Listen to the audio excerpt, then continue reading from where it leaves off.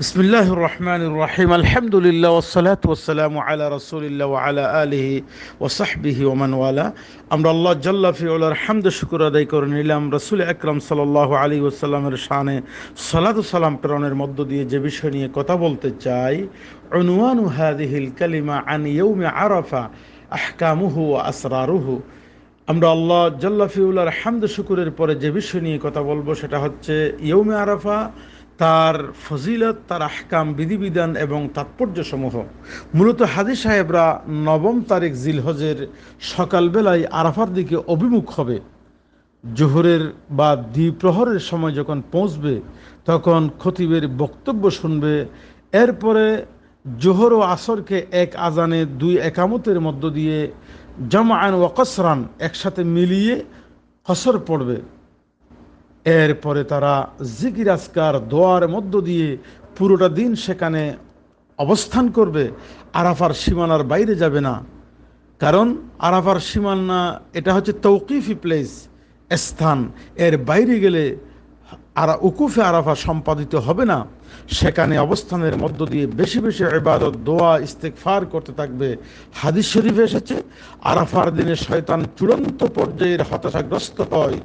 বনি আদমকে সেদিন মহান আল্লাহর কাছে সিলিন্ডার হতে দেখে দোয়া ইস্তেগফারের মধ্য দিয়ে নিজেকে সঁপে দেয় আল্লাহর রহমতের পানে। আল্লাহর রহমত পাওয়ার জন্য তারা সর্বান্তকরণে সবচেয়ে বেশি প্রচেষ্টা চালায়।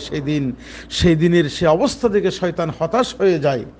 অতএব সূর্য অস্ত যাওয়া আগ পর্যন্ত সেখানে অবস্থান করবে, বেশি বেশি দোয়া করবে, যেমনটি সমস্ত নবীরা করেছিলেন। লা ইলাহা ইল্লাল্লাহ ওয়াহদাহু লা শারীকা লাহু লাহুল মুলক ওয়া লাহুল হামদ ওয়া হুয়া আলা কুল্লি শাইইন কদির। আল্লাহ ছাড়া দ্বিতীয় কোনো ইলাহ নেই, মাবুদ নেই, তিনি একক, তার সাথে কোনো শরীক নেই। গোটা বিশাল দুনিয়ার রাজত্ব কেবলমাত্র তারই, তিনি একক অধিপতি। এই দোয়ার মধ্য দিয়ে হাজিরা সেখানে সময় কাটাবে। মনে রাখতে হবে, আরাফার দিনে কোনো হাজি সাহেব রোজা রাখবে না। বাকিরা যারা আরাফার দিনে যাবে না, হজ করবে না, তারা নিজ নিজ অবস্থানে রোজা রাখবে এবং নিজেরা দোয়া দরুদের মধ্য দিয়ে, ইস্তেগফারের মধ্য দিয়ে নিজের জীবনকে ধন্য করবে। অতএব পরিশেষে যখন হাজী সাহেব সূর্য ডুবে যাবে, তিনি সেখান থেকে আরাফা থেকে চলে আসবেন মুজদলিফার দিকে।